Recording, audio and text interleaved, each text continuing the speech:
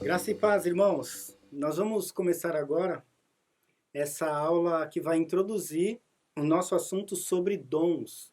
Na verdade, introduzir não, né? Dar sequência. Para você que assistiu, o presbítero Daniel já introduziu e nós vamos falar aí durante os próximos meses a respeito de serviço. Já vimos tratando aí no decorrer do ano o nosso tema de cuidar, amar e servir. Nós vamos nos dedicar agora, vamos nos debruçar literalmente em cima do estudo do serviço.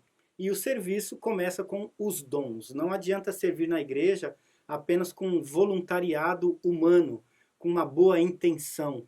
Como já diz o ditado popular, né, de boa intenção o inferno está cheio. E nós não queremos apenas servir com boa intenção, quero fazer. Nós queremos realmente fazer uma igreja que seja de Deus, para Deus e para a glória de Deus, e ela só vai ser realmente de Deus, para Deus e para a glória de Deus, quando o serviço que nela for feito, né, também for através dos dons de Deus. Vamos orar agora pedindo isso para Ele? Deus, em nome de Jesus, primeiramente queremos te agradecer, porque é a tua palavra que diz que somos dotados de dons, presenteados com dons. Nós somos enriquecidos com os dons espirituais que o Senhor nos dá. Por isso nós te agradecemos e queremos que o Senhor mesmo nos revele, nos faça conhecer, que o Senhor mesmo ilumine para que a gente possa enxergar os nossos dons, os talentos, aquilo que o Senhor tem dado como ferramenta espiritual para o nosso serviço na igreja. Em nome de Jesus. Amém. Um texto muito rico, aliás, dois que nós vamos estudar hoje. É fácil de você pelo menos decorar a referência, porque o capítulo bateu certinho. Romanos 12 e 1 Coríntios 12, tá bom? E também mais uma dica aí para você decorar, é porque o primeiro colégio apostólico que Jesus montou, os seus primeiros discípulos, né? A sua mini cátedra, né? Que de fato pessoas que foram estudadas, ensinadas por ele, ministradas por ele, que foram os apóstolos, e também eram no número de 12. Então, Romanos 12, 1 Coríntios 12. E fala sobre dons. Romanos 12 nós vamos começar, e é a partir do versículo 3. Nós vimos um pouquinho disso na semana passada, já com o presbítero Daniel. Se você não assistiu, assista, vai ficar bem fácil de você pegar a sequência que eu vou trazer para vocês, tá bom? Romanos 12, a partir do 3, ele fala assim: porque pela graça que me foi dada, digo a cada um de vós, que não pense de si mesmo além do que convém. Antes pense com moderação, segundo a medida da fé que Deus repartiu para cada um. Já começa aqui falando que a fé foi algo que Deus repartiu. Nós vamos ver mais para frente que, embora a fé seja algo de todo crente, ela também aparece na lista de dons que nós vamos ver hoje. São mais de 20, nós não vamos conseguir ver tudo hoje, mas eu quero pelo menos pincelar cada um deles para você. Versículo 4, porque assim como um só corpo, temos muitos membros, mas nem todos os membros têm a mesma função. Assim também nós, conquanto muitos, somos um só em Cristo, membros uns dos outros. Um parêntese bem rapidinho aqui. Falou de Cristo agora, mas começou falando de Deus. No finalzinho do versículo 3, medida da fé que Deus repartiu para cada um. E agora já está falando de Jesus Cristo. E quando chegar em 1 Coríntios 12, você vai ver que vai falar de Deus, de Jesus Cristo e do Espírito Santo. Por que eu quero esse parênteses? É muito importante. A gente pensa que por falar em dons espirituais, se trata só de algo que vem do Espírito Santo. É como se o Espírito Santo, como a terceira pessoa da Trindade, é ele que trabalha exclusivamente os dons.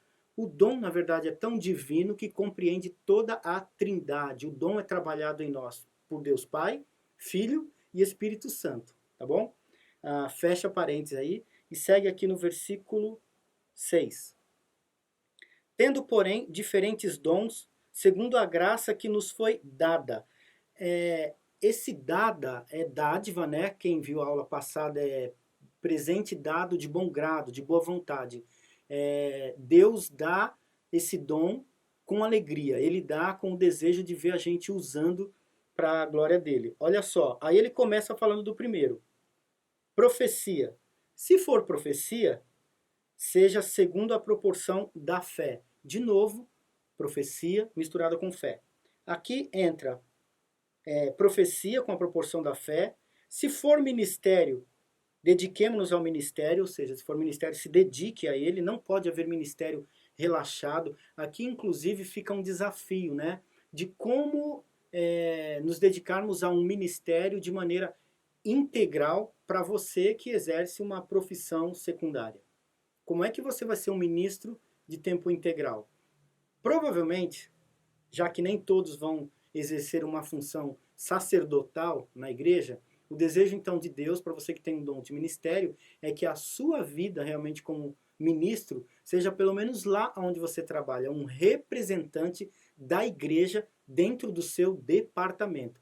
Acabamos de orar, estamos com uma semana de oração e nessa semana, na quinta-feira, nós oramos pensando sobre as autoridades políticas, né?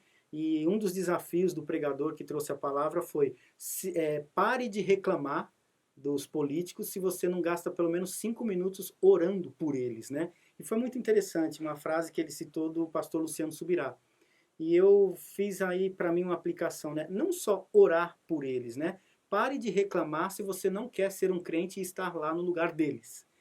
Eu creio que alguns, inclusive, Deus pode ter chamado para estar lá, brigando de fato, né? Então, eu quero pagar o preço de ser uma das autoridades cristãs e ser um crente político fiel contra a corrupção lá. Eu quero pagar esse preço de ser sal da terra e luz do mundo lá dentro da política? Não, não quero. Eu nem oro, inclusive, por eles. Então, reclame menos, né? Se for ministério, então dedique-se ao ministério. O que ensina, esmere-se no fazê-lo. Vai pegando o número aí, porque aqui nós já estamos em 3, tá? Falou de profecia, ministério e agora ensino, tá ok? Esmere-se no fazê-lo. Parece que o ensino tem que ter esmero, esforço. O que exorta, faça com dedicação. 4. Então, a exortação é colocado aqui como um dom, tá? Muitas pessoas às vezes acham um determinado líder um tanto quanto exortativo. Aparece aqui como um dom, o dom da exortação. Não é interessante?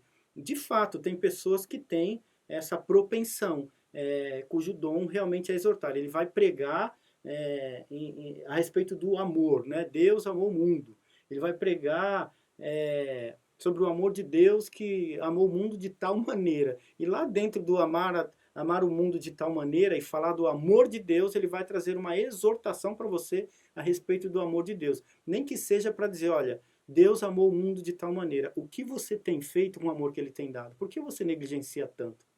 Por que você despreza tanto o amor que Deus tem dado? Poxa, mas não é um versículo do amor? Então ele tirou esse negócio de exortação. Sim, o amor está resolvido, ele veio de Deus. O que não está resolvido somos nós e aquilo que nós fazemos com o amor dele. Pronto, no texto de amor virou exortação. Com dedicação. Então, tem que fazer com dedicação, tá? O que contribui, faça com liberalidade. Então, já estamos no quinto dom, contribuição. Olha que legal. E é tudo dever de todo mundo, tá, gente? Todo crente tem que exortar, todo crente tem que ensinar, todo crente tem que contribuir, mas de fato Deus levanta pessoas assim com uma propensão especial para aquilo. É uma pessoa totalmente desprendida, ela vai além do dízimo. Ele é um contribuinte farto e liberal na contribuição. O que preside com diligência, o que exerce misericórdia, que faça com alegria. Misericórdia também, né? Todos são chamados para fazer, mas aparece aqui como um dom também específico, tá ok? 7. Vou pular então agora para 1 Coríntios, capítulo 12, e vou dar sequência, tá ok? 8. Então, que aparece no versículo 8. Já vimos 7 dons ali em Romanos 12 e agora Romanos 12, 8, nós vamos ver o dom número 8. Combinou, né? Romanos 8, 12, 8, o dom número 8. Porque para um é dada, mediante o Espírito, palavra de sabedoria. Palavra de sabedoria. A outro, segundo o mesmo Espírito, e aqui, gente, ó, é o que eu falei, tá? Espírito com letra maiúscula, para você que está acompanhando na Bíblia, então não se refere ao próprio espírito da pessoa, mas se refere ao Espírito Santo, tá ok? Então é o Espírito Santo. Então nós já vimos lá no capítulo 12 de Romanos a intervenção de Deus, Pai, nos dons, a intervenção de Jesus Cristo nos dons, e aqui a intervenção mais óbvia de todas, né? Que é o Espírito Santo nos dons. A gente sempre chama de dons do Espírito. Então, é algo só do Espírito Santo. Não, é da Trindade. Deus todo está envolvido nesse dom que você tem. A Trindade te deu. Então, palavra de sabedoria. E a outro, segundo o mesmo Espírito, palavra do conhecimento. Olha só como dirimir a diferença entre palavra de sabedoria e palavra de conhecimento. E quando fala a um é dado a palavra de sabedoria, para outro é dado a palavra de conhecimento. Se der tempo, nós vamos ver um pouquinho dessas diferenças aí, tá ok? A palavra do conhecimento. Então já estamos aí no número 9, né, que é a palavra do conhecimento, o 8 foi a sabedoria, o 9 é o conhecimento, e o 10 é a outro, o mesmo espírito, e a outro, pelo mesmo espírito, a fé. Esse daqui eu quero dar um destaque para ele, né, porque aparece como a fé, o dom da fé. Como assim um crente que tem dom da fé? Esse é tão complexo que não dá nem para ser crente se você não tiver a fé. É possível ser crente sem o dom da palavra? É possível ser crente sem o dom da profecia? É possível ser crente sem o dom do ensino? É. Mas é possível ser crente sem fé? Não, porque quem não tem fé é incrédulo. Então, quando eu vejo aqui a fé sendo colocada como um dom especial, eu acredito de fato que vai ter algumas lições aí para a gente a respeito de pessoas que a gente vê no meio da cristandade ousando mais, né? Se arriscando mais, ou vislumbrando mais, até mesmo porque a fé é a certeza das coisas que não se vê, né? Então, quando a pessoa ela arrisca mais naquilo que ninguém viu e ela fala, vamos gente, vai dar certo. Ela está exercendo um dom especial daquilo que é comum para todo crente. Mas é um dom especial. Então, 9, sabedoria, 10, conhecimento, 11, a fé, e aqui vem a outros no mesmo espírito, dons de curar. Então, dom de cura, nós cremos sim na possibilidade disso. Todos os dons nós cremos na contemporaneidade. O que é contemporaneidade? A contemporaneidade é dizer que todos os dons que a Bíblia cita, eles são contemporâneos. Eles são bíblicos e são sistemáticos. São bíblicos porque fizeram diferença para a igreja daquela era, a igreja original, que estava começando na sua origem, mas ele tem validade para hoje. Por quê? Porque nenhum deles se fundamenta em cima da igreja. Todos eles são fundamentados em cima da Trindade. É o poder interventivo, ou interventor, melhor dizendo, né, de Deus Pai, Deus Filho e Deus Espírito Santo, tomando uma pessoa para colocar aquele dom. Então, sim, é possível, quando ele quiser, ainda que seja para uma causa especial, um momento especial, Deus pode levantar alguém com o poder de curar, né? E a outros, no versículo 10, operação de milagres. Operação de milagres. Tem uma diferença aqui, porque naquele falou dom de cura, e aqui dons de milagres. Milagre, na verdade, é toda operação que foge do ciclo natural da vida. Seja na saúde, seja na natureza, seja no tempo, seja em abrir uma nuvem. Elias orou por 3 anos e não choveu. Lembra desse episódio, né? Em 1 Reis? Elias orou por 3 anos para que não chovesse e não choveu. Para secar e punir um povo que era inimigo de Deus, né? E aí depois Deus o autoriza a orar de novo e a chuva vem. É uma intervenção, então houve um fator interventor de Deus na natureza através da oração de um homem. Então, dons de milagres, tá bom? Isso pode acontecer. Só se tem um exemplo aí, tem vários, ok? A outro, profecia. A profecia também é a mesma coisa, né? Contemporaneidade da profecia. Assim como o dom da cura ou do milagre, ele também vai requerer aqui uma interpretação muito salutar, que é o perigo da gente acreditar que a palavra de Deus, que era dita pelos profetas, ou ditado por Deus através dos profetas, que ela continua aberta hoje para qualquer profeta que Deus queira revelar, falando coisas que Deus ainda não falou. Não, assim nós não cremos. Nós cremos na contemporaneidade do dom da profecia, através do qual a revelação do profeta venha através da revelação que já foi revelada. Então, como assim? É o profeta que prega a palavra que já foi pregada e traz através desta palavra uma iluminação especial do Espírito, talvez para a igreja entender textos que há muito tempo ela já leu, mas nunca despertou. Então vai ter que ter base bíblica para ser profeta. Profeta nada mais, nada menos, ele é hoje do que aquele que profere.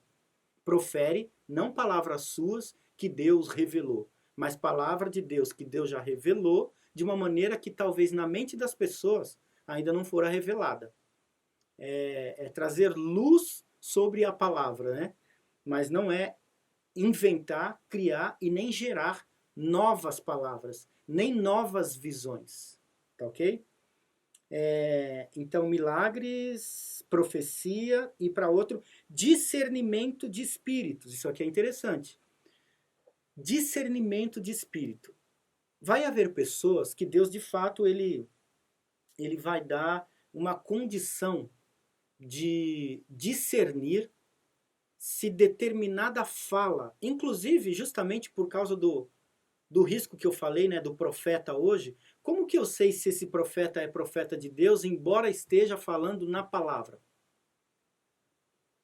Talvez vai requerer discernimento de espírito, porque é possível que um, um homem maligno, ou tomado pelo maligno, tenha poder de persuasão através da palavra. E tá cheio por aí de pessoas malignas usando a ferramenta da palavra.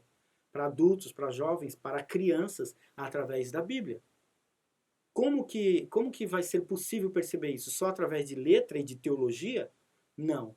Discernimento de espírito. Inclusive, 1 Timóteo 4:1. Quem lembra o que fala, né? Ora, nos últimos dias, muitos apostatarão da fé, por obedecerem a espíritos enganadores e a doutrinas de demônios. Então, muitos vão cair da fé por obedecerem espíritos enganadores. Como eu vou saber se é um espírito enganador? Somente se eu tiver esse dom aqui, ó, discernimento de espírito, tá? Discernimento de espírito. Para outros, variedades de línguas. Variedades de línguas também. Há uma possibilidade da contemporaneidade do dom, onde o próprio livro, o apóstolo Paulo fala em Corinto, que se alguém falar em língua, haja outro que interprete. Então, logo aqui na sequência, no versículo 10, quando fala que para um Deus deu a variedade de língua, ele fala para outro deu a capacidade de interpretar. Não pode haver glossolalia, ou seja, falar em línguas na igreja, uma vez que Deus não levante outro para interpretar. Inclusive, nós vamos ter uma aula talvez aí, porque esse é um assunto que a gente vai precisar de uma aula inteira só para falar do dom de línguas, tá? Mas só dando já um spoiler para você aqui, uma palhinha, por que que um pode até falar em língua, mas outro tem que interpretar? Porque se eu mesmo falo em língua, eu falo, olha gente, Deus me deu o dom de língua. De cantalabachúria, siriundas, cantalabás. E agora ele está me dando, inclusive, a interpretação. A interpretação do Decantalabachúria e Cantalabá significa dê tudo o que você tem aqui na conta do pastor Everson. E veio de Deus, porque inclusive eu falei em língua. E eu mesmo interpretei. É claro, né, bonitinho? Você falou em língua e você mesmo interpretou. Então, se eu falo em língua e eu mesmo interpreto, existe sim a possibilidade de corrupção e interesse carnal, maligno, material, no falar em línguas. Então é melhor que um fale, amém. Se você diz que é Deus que está te dando a língua, amém. Se não é, não fale. Mas se falar, que seja outro para interpretar. Não pode ser você mesmo. Tá ok? Não pode ser você mesmo. E ainda assim, pensa comigo. Se eu posso ter essa corrupção, eu posso combinar com alguém a corrupção. Eu posso falar assim, olha Carlos, hoje no culto eu vou falar em línguas, tá ok? Eu vou criar uns termos lá, o Carlos está aqui atrás das câmeras, né? Temos uma aprendiz aqui hoje, né, Thalitinha? Está aqui aprendendo. E eu posso combinar com um deles dois, olha, domingo eu vou falar em línguas no culto. Mas a Bíblia diz que eu não posso interpretar, tá? Eu falo, você interpreta para mim, você fala que o que eu falei é que a igreja precisa se levantar e doar o salário desse mês para mim, porque é uma causa especial do mistério sobrenatural, beleza? Tá bom, nós dois combinamos. E dois podem combinar. Ou seja, nem mesmo um falando e outro interpretando, não significa que há realmente uma segurança plena. Então, o exercício ou o uso desse dom requer bastante cuidado. E aí talvez entra mesmo o que a gente falou antes dele, discernimento de espírito. Eu acho que é o grande mistério, saber discernir os espíritos, né? Capacidade de interpretá-la. Mas no versículo 11 termina dizendo, mas um só é o mesmo, e o mesmo Espírito é o que realiza todas essas coisas, distribuindo-as conforme lhe apraz. Cada um julgue individualmente. Cada um individualmente. Eu quero pegar um comentário aqui de Norman Champlin. Na verdade, eu estou com os dois comentários dele aqui. Um é de Romanos, o outro é de Coríntios. Eu vou tentar ler para você um resumo rápido, tá? Eu falei de todos eles e eu quero trazer algumas contribuições nesses últimos minutinhos aí que nos faltam. No versículo 12, quando ele fala ali, né? Esse mistério, capítulo 12, versículo 7. Para uns é dado o dom de ministério. Essa palavra ministério, ele fala que geralmente aparece vinculado com uma forma de ministração física, tá? E está associado à palavra diáconos. Quando você lê a palavra mistério, você vai ver no original o vínculo dela com o diaconato. Não é, o ministério, na verdade, não é só para o diácono, mas está dizendo o seguinte, ministério aqui é uma palavra mais serviçal, mais braçal. E ele inclusive cita, por exemplo, quando Marta e Maria, né? Maria ficou junto com Jesus escutando o ensinamento. Todo mundo despreza um pouco Marta, porque Marta ficou cuidando da casa, né? Ali tem a palavra ministério, ela estava ministrando. É um serviço bem braçal mesmo. Então, tudo que você faz de braçal na tua igreja, você está no ministério. Parabéns. O que ensina, tá? Ainda no versículo 7 ele fala do ensino. O que a gente destaca aqui do ensino cadê um destaque dele aqui? Ensinar deve ser feito mediante o exemplo e também é importante, embora se trate de um aspecto escondido por tantos mestres cristãos.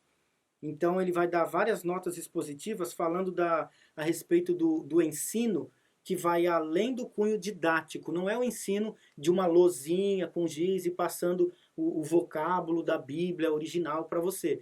O verdadeiro ensino está vinculado com o exemplo de vida. Tem que saber passar, tem que saber transmitir o conhecimento, mas ele não pode estar desatrelado da nossa postura. Versículo 8, quando ele fala do que exorta, tá? O que exorta? Novamente, o grego é mais simples, dando um sentido literal de exortação, aquele que exorta. E a ideia é de diligência ou de dedicação, que fica subentendido não sendo especificamente declarada. A exortação é uma forma convincente de pregação e de ensino que visa o coração ou o homem essencial. Aqui, o que está em vista é o encorajamento, porque é um significado possível para esta palavra. A palavra que ele usa aqui é paracaléu, ou paracleses, que é chamar para perto, chamar para o lado. Então, a exortação é aquele que, na verdade, está puxando, olha, vem para cá, você literalmente está fora de rota, você está fora do prumo, né? Mas não é só aquela lapada, puxada na orelha, é chamar para perto no sentido de exortar, chamando para perto, não necessariamente de si, olha, vem comigo, seja meu imitador, mas é chamar para perto da palavra, tá ok? Ainda no versículo 8, sobre a contribuição que eu falei, né? Ele dá uma nota interessante aqui, que é a respeito da liberalidade. Quem contribui, que faça com liberalidade. A liberalidade aqui, ele dá mais atenção na liberalidade do que na contribuição, porque contribuição é fácil de entender. Liberalidade é que tem um sentido dúbio, meio duplo aqui. Liberalidade parece que é Deus de forma liberal. Quem quer dinheiro, não é isso. O liberal aqui, a liberalidade, é dar eu estando livre. E livre, ele diz inclusive que tem raiz na palavra alegria aqui. Então é dar generosamente e fazer de maneira feliz. Fazer de maneira feliz. Quem exerce misericórdia, ainda está dentro do 8, o dom da misericórdia. A misericórdia também tem que ser exercida com alegria. Ele dá a mesma ênfase da liberalidade, tá? Só que ele acrescenta uma coisa interessante, que não é uma devoção, um carinho pelos coitadinhos, misericórdia. A ideia é conseguir olhar com o meu coração para o seu coração e sentir a pobreza que a pessoa está sentindo. É mais ou menos olhar a miséria da pessoa. Então, misericórdia é quem olha para o miserável. Só que o miserável aqui não é aquele miserável apenas do seu lado, mas é eu conseguir sentir a miséria do seu coração. Quando o meu coração se compadece pela miséria do seu coração, eu estou sendo misericordioso, tá? Daí o termo, inclusive, míseros. Olha o que é mísero? Eu tenho um mísero realzinho. Já ouviu esse termo? Eu tenho um mísero carrinho, eu tenho um mísero pãozinho. Mísero significa um, ou único, tá? Mísero. E cardia é cardio, é coração. Tanto é que quando você vai fazer um exame cardíaco, é cardia, né? Cardio. Então, míseros, cardia. Único coração. Quando eu tenho um só coração contigo, eu estou sendo misericordioso. Tá ok? Vamos lá para o outro comentário do Champlin, que é agora em 1 Coríntios, porque eu só tenho mais 5 minutinhos aqui, e eu quero ver se eu consigo falar lá em 1 Coríntios também, trazendo essas riquezas aqui do comentário de Dr. Norman Champlin, a respeito desses 8 dons aí. Acho que eu não vou conseguir falar todos, mas alguns se repetem, nem vai precisar falar, porque ele fala da profecia no versículo do capítulo... no versículo 10 do capítulo 12, ele fala da profecia. Em Romanos também fala, então não vai precisar repetir. Eu vou frisar só os principais aqui. Cadê? Capítulo 12, versículo 8. Palavra de sabedoria. Palavra, logos, e a sabedoria é sofia, né? Sofia significa sabedoria. Se você chama Sofia, o seu nome é sabedoria. Tanto é que o amor, aquele amor que é amigo, quem é amante da sabedoria, quem ama muito a sabedoria é chamado de filósofo, né? A palavra filosofia significa o amante da sabedoria. Só que aqui vai aparecer sabedoria e conhecimento. Então já vou matar os dois juntos, que é o dom da sabedoria e ao outro o dom do conhecimento. Qual é a diferença, então, entre a sabedoria e o conhecimento? Ele coloca para nós que a sabedoria fala sobre aquele discernimento que nos vem do alto, e o conhecimento nos fala daquela sabedoria que foi adquirida mediante a pesquisas, a leitura, ao estudo da terra. Então, a Bíblia é de papel? Sim. Tem letra? Tem. Eu sento, eu estudo a letra, eu estudo a palavra, a etimologia, o significado, o original? Estudo. Pronto. Então, o que eu tenho agora depois que eu estudei? Sabedoria? Não necessariamente. Eu posso ser um bom estudioso e não ser sábio. Mas se eu estudar muito, eu vou ter o conhecimento. É aquela então que vem através do estudo, mas é um estudo da palavra de Deus. Ok? Ainda no versículo 10, aliás, já agora indo para o versículo 10, ele fala sobre operação de milagres. Milagre ele coloca como tudo então que foge do dia a dia da vida, do sistema da terra, o que foge do normal. Tudo que foge do normal é um socorro miraculoso. Então, caiu do telhado, caiu do quinto andar, não morreu, milagre. Bateu o carro, esbagaçou, não quebrou uma unha, milagre. Passou fome, estava perdido no mato, não ligou para ninguém. Deus mandou uma pessoa que viu, salvou da morte. Foi um resgate no meio do pântano, é um milagre. Cirurgia de alto risco, os médicos falaram, é o último dia de vida dele. Tá aí vivo, vivinho até o dia de hoje. Milagre, porque fugiu do natural. Então é um socorro sobrenatural. Como que alguém vai ter esse dom de milagre? Basicamente está atrelado com um dom que Daniel também falou na aula passada, não menciono aqui, mas ele falou sobre a oração. A oração é um dever de todo crente, mas tem gente realmente com um dom de orar, porque ele é propenso, ele é dedicado à oração, ele faz realmente como sendo a vocação máxima dele, ele não precisa cantar, nem tocar, nem pregar, nem evangelizar, ele não precisa ser um missionário que vai para a tribo, mas ele tem esse compromisso nato com a oração. Quando a pessoa faz isso e a oração dele traz um resgate extraordinário, ele está exercendo o dom de milagre. Infelizmente, esse dom do milagre e o dom de línguas, na nossa ignorância, infelizmente, eles praticamente resumem tudo que é dom. Quando você fala em dom, dom espiritual é o quê? Milagre e línguas. Olha só quanta riqueza a gente perde por achar que dom é só milagre e língua.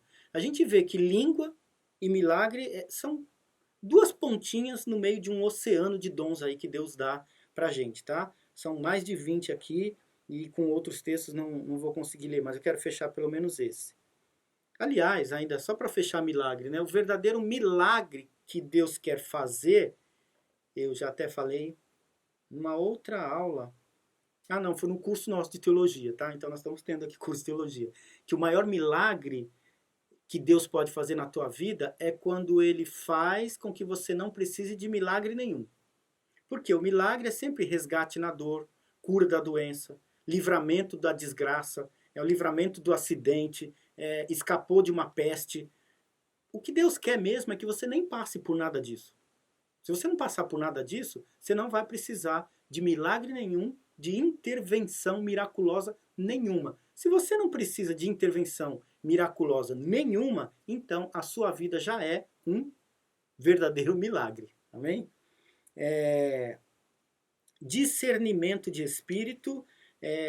Falei bastante sobre ele, mas uma contribuição aqui do discernir é conseguir entender de modo sobrenatural. É conseguir enxergar o que a maioria não enxerga. O apóstolo Paulo, quando ele estava pregando, eu não sei se foi, não vou arriscar a cidade, tá? Mas aparecia uma mulher falando que ele era um servo do Deus Altíssimo e que estava pregando a palavra da salvação. Não me lembro a referência. E no primeiro dia ele passou e ela disse isso. Esse homem é um servo do Deus Altíssimo e está pregando a palavra da salvação. No outro dia a mesma coisa. Esse homem é um servo do Deus Altíssimo e está pregando o caminho da salvação. Ele teve o discernimento de espírito de perceber que aquilo era maligno, embora estivesse falando a verdade. Por quê? Ela era uma mulher adivinhadora que ganhava dinheiro com idolatria fazendo adivinhação. E ela tinha esse espírito de adivinhação e usava isso para criar mais idolatria naquela cidade. E ele repreendeu isso. Eu me lembro também que Jesus, quando viu Pedro defendendo ele da morte, quando Jesus falou que ia morrer, E Pedro falou, não, não, o senhor não vai morrer não. Tipo, é como quem diz assim, vira essa boca para lá, você não vai morrer não. Naquela hora Jesus fala, arreda Satanás. Por que Jesus falou arreda Satanás se Pedro estava protegendo Jesus? Porque Jesus teve discernimento de espírito para perceber que aquela proteção não era de Deus. Então, normalmente o discernimento de espírito ele é muito paradoxal. É normalmente aquilo que ninguém entendeu assim. O cara estava elogiando, o cara estava protegendo, a mulher estava enaltecendo. Não, não era. Era do diabo. Então, normalmente, o discernimento de espírito vem assim. E, ah, por último, então, línguas e a capacidade de interpretar. Já falei bastante, mas ele traz para nós aqui que a capacidade de interpretar tem a ver também não só com o mistério da interpretação de quem fala em língua, mas está atrelado ao dom de ensino, ao didaquê. Há pessoas para quem Deus dá uma amplitude mental, com capacidade maior mesmo de se dedicar, de interpretar a língua. E isso pode ser por meio do mistério sobrenatural ou simplesmente da pesquisa intelectual. Então você vê um poliglota falando, isso é para todo mundo? Todo mundo tem essa facilidade de ser poliglota? Nem todos têm. Aliás, nem todos gostam. Então está voltado de novo a uma questão de propensão natural de cada um. Por isso, se tivermos tempo em outras aulas, quando entrarmos também nos dons, e nós vamos finalizar agora, porque o nosso tempo encerrou, nós falaremos aí para você talvez uma pequena diferenciação entre dom e talento. Porque existem algumas atitudes positivas de crentes que os incrédulos também têm. Como, por exemplo, ser poliglota. Tem muita gente que não crê em Deus, em Jesus Cristo, nem na Bíblia, e tem essa facilidade. Isso é o quê? É um dom ou um talento? Qual a diferença? Música. Os maiores músicos desse mundo não estão nas igrejas. As maiores bandas não estão nas igrejas. O que eles estão fazendo lá, operando? Isso é dom ou talento e qual é a diferença disso? Não perca então as próximas aulas e nós vamos estar nos enriquecendo a respeito dos dons e depois tirando tudo isso do papel e colocando em prática. Aguardo você nas próximas aulas. Que Deus abençoe em nome de Jesus.